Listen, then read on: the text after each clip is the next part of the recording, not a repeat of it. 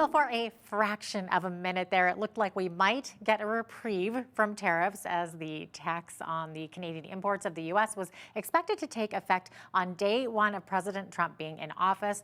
And then it was part of the plan, but then things changed again with Donald Trump telling reporters in his office that we should expect tariffs on February the 1st. So here to discuss this, plus a whole lot more, is Brian Lilley of the Toronto Sun. Brian, welcome back. Great to have you. Thanks for having me. Yeah, it was a wild day in Right? Washington, right? So Yeah. I had heard, I was speaking with someone who was down there, and they were chatting with people in the Trump administration, and we're told sweeping tariffs on day one, on January 20th. And then it was apparently a very chaotic weekend trying to get everything arranged, everything out the door. Trump changes his mind, and then there's going to be this panel to look at trade with Canada, Mexico, and China, and try and deal with what they see as trade imbalances, and that would be put off till like April 1st. And then, as Trump is just chatting with reporters in his office, signing a big stack of executive orders, he's asked about it, and he says, "Well, we should expect them by February 1st." And Canada's really bad, so we're in a bit of a tough spot right now. Yeah, for sure. It seems as though, they're seemingly subsiding and then they're not. So a little bit of back and forth there. But Trump showed how serious he is about tariffs when he said during his inaugural address that he will make America rich with taxes and tariffs on other countries and from the External Revenue Service. So you've looked at the people around Trump, Brian. How serious are they about implementing these tariffs? They are true believers in tariffs, and his announcement that he will establish the External Revenue Service, I think, says it all. I mean, we all know about the IRS. We hear about it. It's part of pop culture, even for us up here in Canada. But the ERS, the External Revenue Service, he's planning on replacing as much other taxation as he can with taxes and tariffs on anything imported. So look, you look at someone like Peter Navarro, who has been appointed as special advisor on trade. Navarro has written extensively about tariffs before. This is a guy who believes that globalized trade has really put the American worker in a bad spot. Now, he's had specific issues with China, but overall, he's not a big fan of NAFTA, Navarro. So, what we now call Kuzma or USMACA or whatever you want to call it, he's not a big fan of these deals, and he is a believer that tariffs will bring manufacturing and production back to the United States. So these tariffs are going to be in place, whether it is Alberta oil or car parts in Ontario. It looks like we're all going to get hit. And the only good news that I've heard lately for Alberta is that Trump also said going to stop buying oil from Venezuela, and of course, one of the places you would go to replace Alberta heavy oil, if it got too expensive due to tariffs, is Venezuela. And Trump is saying, nope, we're not. We're going to put a moratorium on Venezuelan oil. So that's the good news. The tariffs, that's the bad news. For sure. And of course, just this morning, Prime Minister Justin Trudeau giving his fullest response to Trump. And I understand he's threatening a dollar for dollar retaliation on tariffs, Brian. So, what exactly did he have to say? And is he still talking about export taxes on oil? He wouldn't get into specifics. He would simply say all options are on the table. And of course, we know that Premier Daniel Smith thinks that oil should be off the table. There is a good chance that Trump still tariffs oil, and then we don't have to think about export controls or export taxation on Canadian oil headed to the U.S. He'll put the tariff on. So Trudeau has not been out there that much in responding to this. He's at a cabinet retreat in Montebello, Quebec. It's about an hour's out drive from Ottawa on the Quebec side of the Ottawa River. And he came out, he sounded serious. He seemed like he was saying some of the right things. But I'm not sure that retaliation is the wisest move. And I'm not sure that it's going to help in the long term, because the the impact of our exports to the US on our economy is far bigger than the impact of their exports to Canada. It's several times greater in magnitude, more important to our economy than their exports to us are important to their economy. Yeah, no, exactly. In the meantime, where is Conservative leader Pierre Poilievre on this issue, Brian? He's touring in Quebec, and he was doing a number of radio and TV interviews in Hmm, French okay. in the Three Rivers area. He's recently put out a statement on this. He's calling for Trudeau to recall Parliament to deal with this, and he points out that hey, the government's announced a more than $1 billion border package that hasn't been voted on by Parliament. It needs a vote in Parliament before you can act. We need to talk about retaliatory tariffs. So he's coming on board in saying that we need retaliatory tariffs, but also saying that Parliament needs to have a say on fixing the border, which is the irritant that Trump raised when he first brought this up. I'm not sure if that's what Trump's end goal is anymore, or if it's just tariffs for tariff's sake, or trying to force us into becoming the 51st state.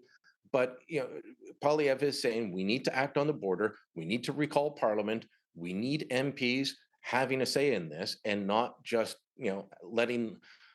What did he say? He said the Liberals have put their party first and shut down Parliament so they can have a leadership race in the middle of this crisis. I mean, when you think about it, it's absolutely insane that this is going on.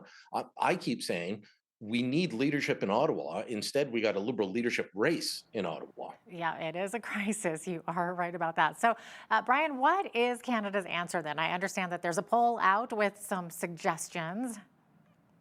Yeah, 82% of Canadians do believe in retaliatory tariffs, and it's an understandable um, uh, emotional response. And I'm sitting on the fourth floor of the Ontario legislature here at Queen's Park, and Premier Ford is two floors below me. And he has been calling for an aggressive dollar for dollar retaliation. He's even said that Ontario's liquor, this is above and beyond tariffs. He said that if the tariffs come, he has ordered the LCBO, Ontario's government-owned liquor store and wholesaler, so it supplies every restaurant and bar in the province. He's ordered them to take every drop of American booze off the shelves. That might get noticed, but again, we're into a trade war where we're the weaker partner, and I'm not talking Canada down here. It's just that 76% of our exports go to the US. About 17% of theirs come to us. It's about 20% of our GDP. It's about 1.5% of theirs. So that, like the imbalance, of course, I'm not sure that I have a good answer, but that is the emotional response that is driving a lot of Canadians right now. Yeah, well, there you go. There's the numbers, and facts are facts. So, really, what can you say And even about in that? Alberta, Yeah. I think it's in the 80% range in Alberta support retaliatory tariffs. Wow. That same poll that we were talking about a moment ago with the 82%, it also shows that at least three-quarters of Canadians want an immediate election to give the next government a strong mandate to deal with Trump's threats, right? Yeah. 77% say there should be an election now, that we need a government with a strong mandate, which makes sense. I mean, Trump has made fun of the fact that Trudeau is leaving. Elon Musk, who is seemingly by Trump's side all the time, replied to a post that Musk replied to a post that Trudeau made saying, doesn't matter, you're not the governor of Canada anymore. Needling a little bit with the term that Trump has used for him. They know that he's leaving. They know that he is a lame duck, that he has no power. So why would they deal with him? And Mark Carney and Chrystia Freeland, the two frontrunners for the Liberals, if they become prime minister, they don't have a mandate either. I mean, being elected by 14-year-olds in the Liberal Party does not give you a national mandate. So we need an election. I still think Pierre Poilievre and the Conservatives would win it. Things are changing, but we should have had an election. Now, Brian, you were writing over the weekend that Trump's threats towards Canada have united us in some ways, but also exposed some deep divisions in Canada. Of course, you were talking about Alberta and the backlash over the stance taken by Premier Danielle Smith. Yeah, look, you've got an awful lot of Canadians talking about how proud they are of our country, including some who just before this, we're still talking about us being a genocidal state based upon racism and white supremacy and talking down the country at every turn. No pride in our history.